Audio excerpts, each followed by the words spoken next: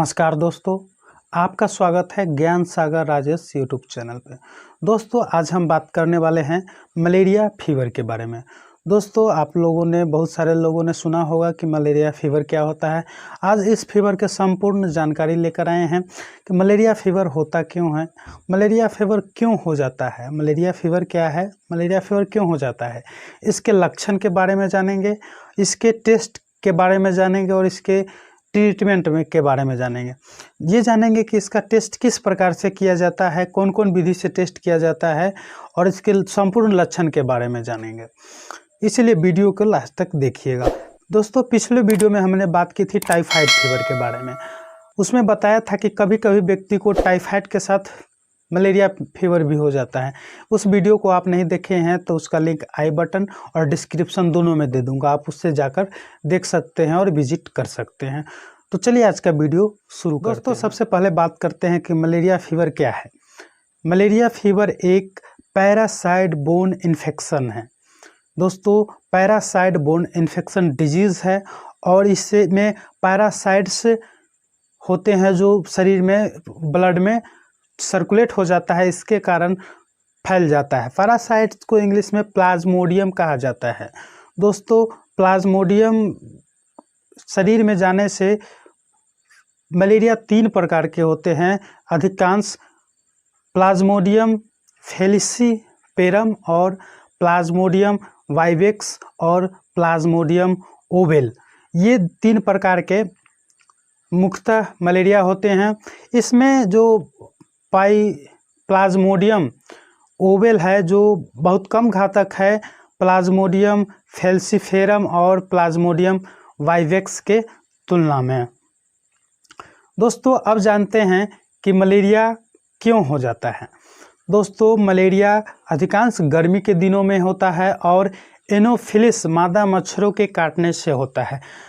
ये मादा मच्छर है प्लाज्मोडियम रक्त में है जो प्रवाहित कर देता है, जिसके कारण मलेरिया फीवर की उत्पत्ति हो जाती है। दोस्तों मलेरिया लगातार रहने वाला बीमारी है, कई दिनों तक मलेरिया आपके शरीर में बना रह जाता है। इसीलिए इसमें टाइफाइड की तरह ही इसमें कुछ लक्षण मिलते हैं। जैसे टाइफाइड में जैसे प्लीहा हो जाता है और यकृत बढ़ जाता है, तो मलेरिया में भी आपको प्लीहा और यकृत बढ़ने की शिकायत होती है। दोनों के लगभग लक्षण सेम है, थोड़ा बहुत अंतर होता है।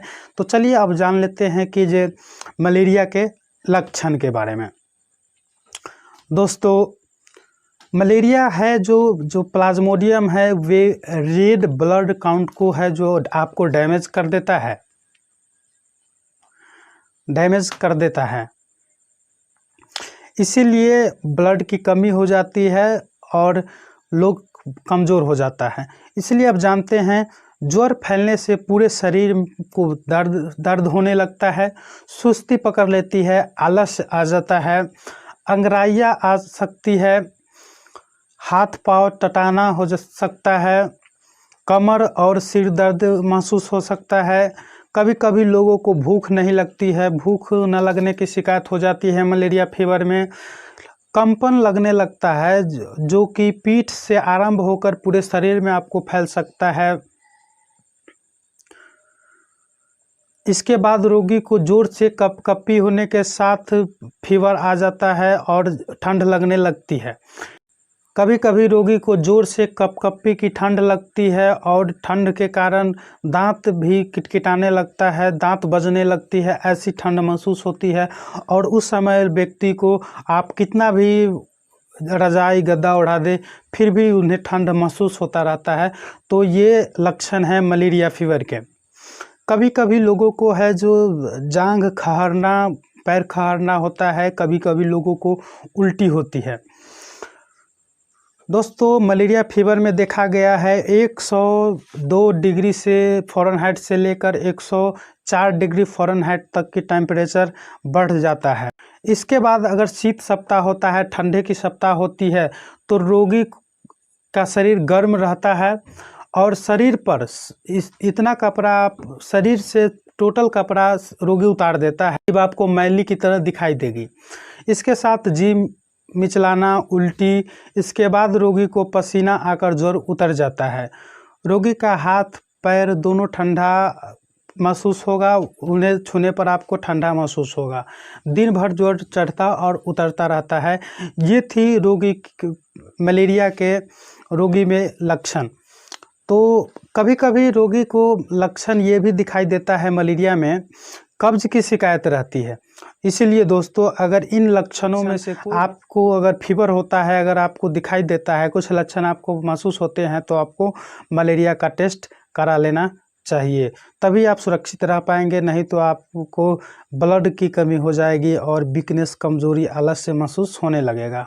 दोस्तों, आप जानते हैं कि अगर ये लक्षण आपको दिखाई देते हैं तो आप कौन कौन से टेस्ट कराएंगे जिससे आपको मलेरिया टेस्ट करके दे दिया जाए।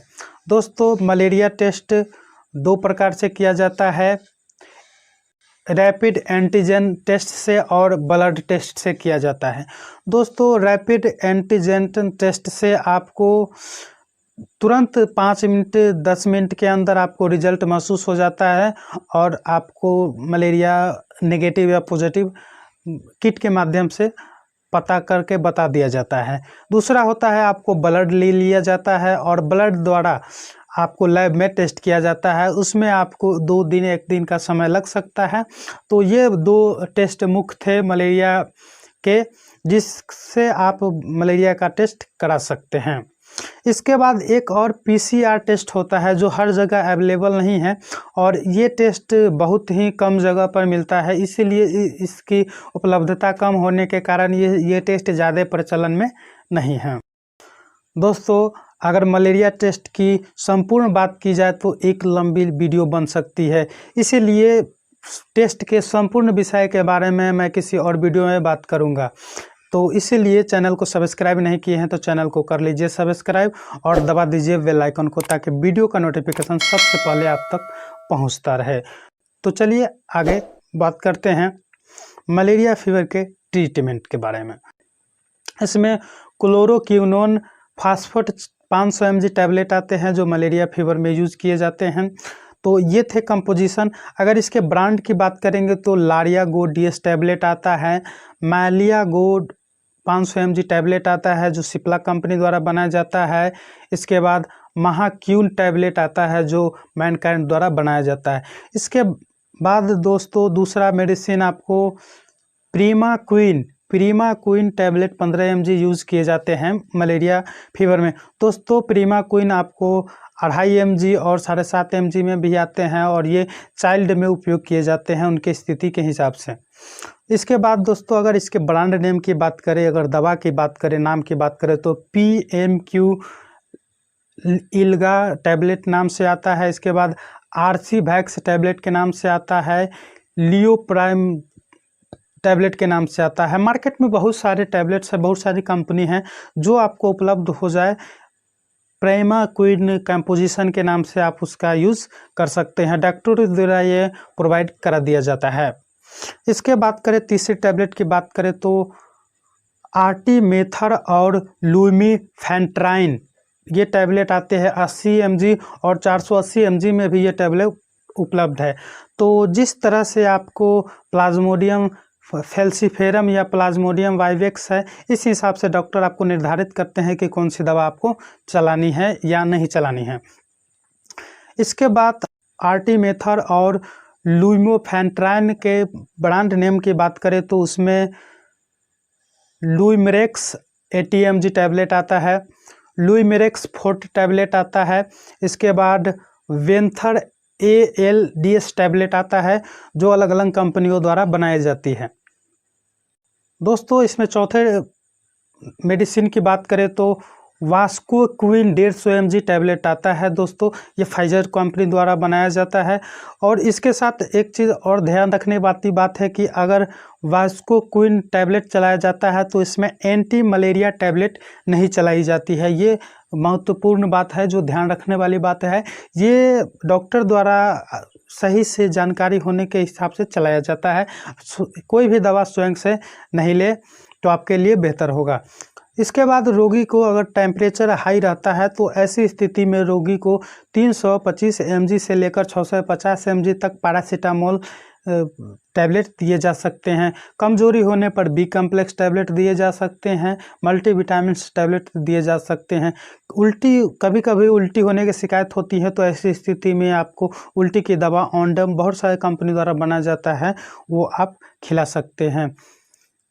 कभी कभी रोगी को मैंने बताया कि कब्ज की शिकायत रहती है तो ऐसी स्थिति में एंटी कंस्टिपेशन दवा चलाई जा सकती है, इसमें कोई दिक्कत नहीं होगी, कोई परेशानी नहीं होगी। दोस्तों, ये थी इसके संपूर्ण जानकारियाँ मलेरिया फीवर के बारे में। इसके अलावा भी बहुत सारी जानकारी है जो बच गई है, जैसे कि प्लाज्मोडियम फैल्सीपेरम, प्लाज्मोडियम वाइवेक्स और प्लाज्मोडियम ओवेल, ये किस तरह से होता है, इसके संपूर्ण विषय में हम किसी और वीडियो में बात करेंगे। अगर ये जानकारी अच्छी लगे तो वीडियो को लाइक कर दीजिए, चैनल को सब्सक्राइब कर दीजिए। मिलते हैं अगले वीडियो में, जब तक के लिए नमस्कार।